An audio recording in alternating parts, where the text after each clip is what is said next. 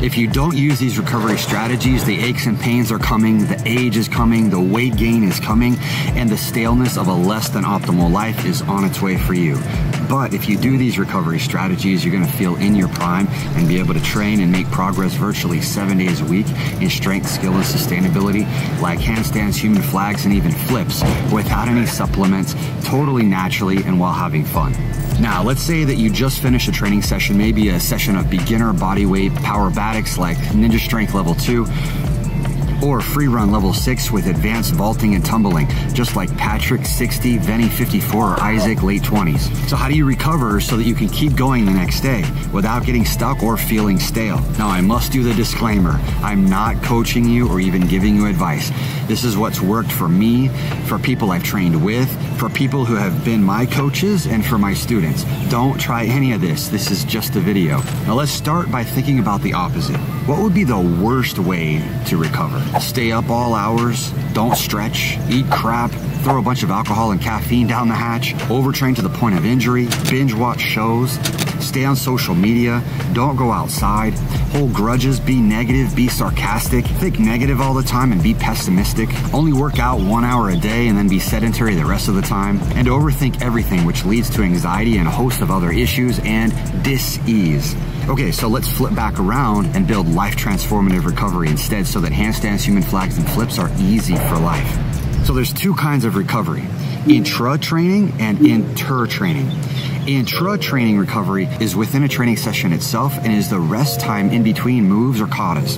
How short or how long depends on two things: the demands of force placed upon the body and the mind. So something easy like a push-up requires less recovery in between than perhaps a handstand push-up or a set of flares. At one end of the spectrum is for beginners, protocols consisting of hardly any rest at all. Basically, the only rest is walking to the next drill, but for a much shorter training session, perhaps 30 to 45 minutes, where you're building a foundation. At the other end is training for several hours, where the athlete is much more tuned into what they need individually. It could be a 1 minute rest in between tumbling passes, 30 vaults for 30 minutes straight, or sets of strength like handstand push-ups with 1 or 3 or even 5 minute rests in between, especially if you're learning a brand new move. Now, the most extreme might even be doing an advanced strength move like a 1-arm pull-up 10 times in a day, but spreading it out across several hours. Now let's look at what to do between the training sessions, or inter-training recovery. A very important takeaway right off the bat is to modify your training so that you don't get sore.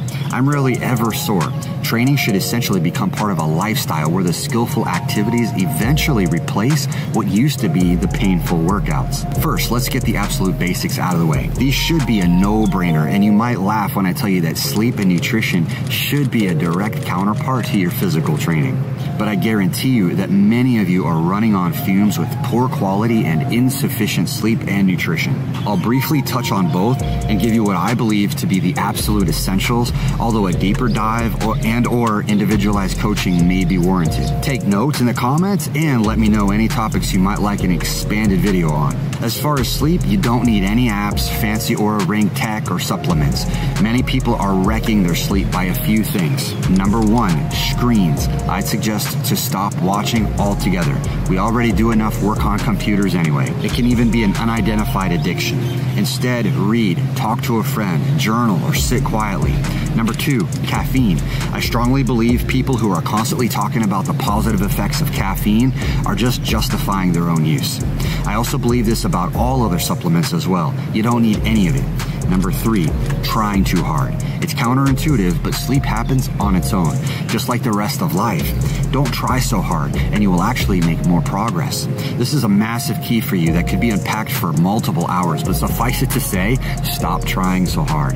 Live an active lifestyle, do your physical training, and sleep will be the natural byproduct, and so will the handstands and human flags. Now, nutrition, and I'll start with the biggest question I need to ask you, because it's not something that I've ever done, but do you drink like alcohol. Like I'll be talking to a student and they're wondering why they aren't making more progress, and we review nutrition, and then I remember to ask, what about the alcohol? And then silence. That one is a killer. Some people like to do it socially or recreationally or whatever, but in my estimation, it provides absolutely nothing positive and only negatives.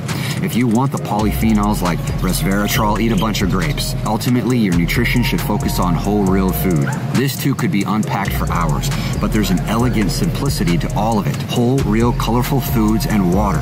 Personally, I like a little matcha every now and then, but water is the 99.9% I drink, and I eat salmon that I catch, bison, lots of avocados, eggs, peppers, onions, olive oil, just real food, you see? Lots of good fat, good protein, etc. The only thing I thought might be cool to use is creatine for fast recovery because it speeds up the influx of ATP into your system, which is responsible for energy. So for example, being able to do 10 flares instead of 9, or resting only 2 minutes instead of 2.5 minutes. Just basically explained, okay? But honestly, I don't believe it. I believe humans are as strong as they choose to be.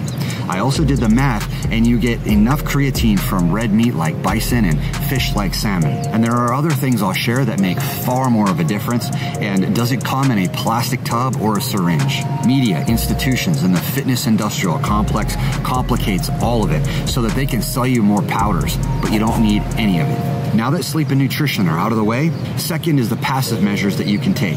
Passive means things done to you or that you allow to happen. Instead of focusing on things that other people can do to you, like massage or chiropractics, I'll focus on the individual passive measures that you can do to yourself, the best of which is stretching.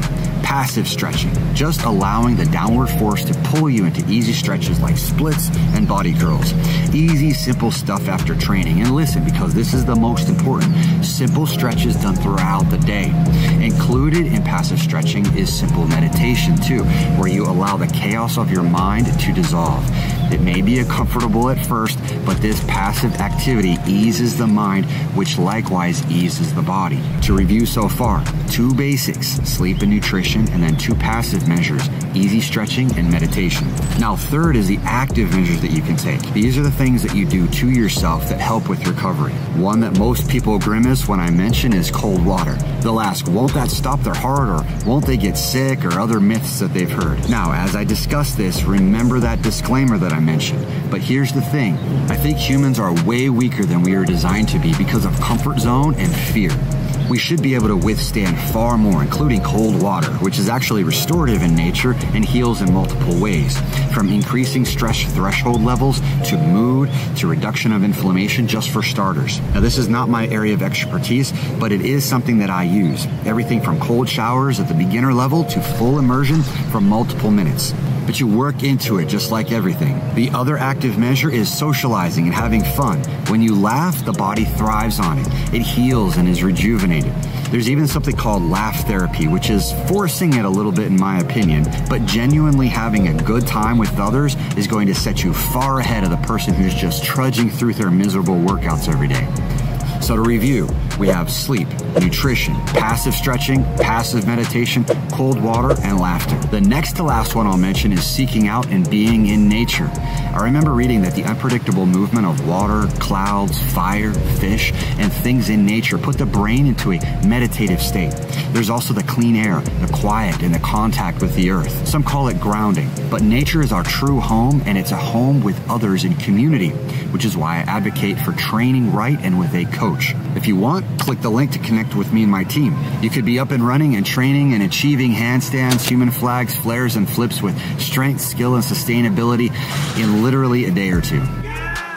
And the final one is getting rid of all negative, lack, limiting, and toxic thoughts, feelings, and emotions. That is the wide path and the old path. Many do it so much it becomes habitual, and it affects your health, strength, skill, and sustainability more than any supplement or pharmaceutical you could possibly take. That's why you'll see people in the most remote areas of the world with the least amount of resources doing superhuman feats and having the biggest smiles. The narrow and new path is to switch into a mentality of abundance, joy, and calm, and then you will thrive. But these are the recovery strategies that are the most essential and will provide the 99% that'll take you to where you want to go and beyond, to advance strength and skill and being able to do it every day as part of your lifestyle and enjoy it while having fun, because that's what it's ultimately all about. So that's recovery in a nutshell. But if you do all that and training is not where it should be, it's like putting paint over rusty metal. So now is the time to take your training to a new level. So schedule a time to chat. See you in the next video and in training soon.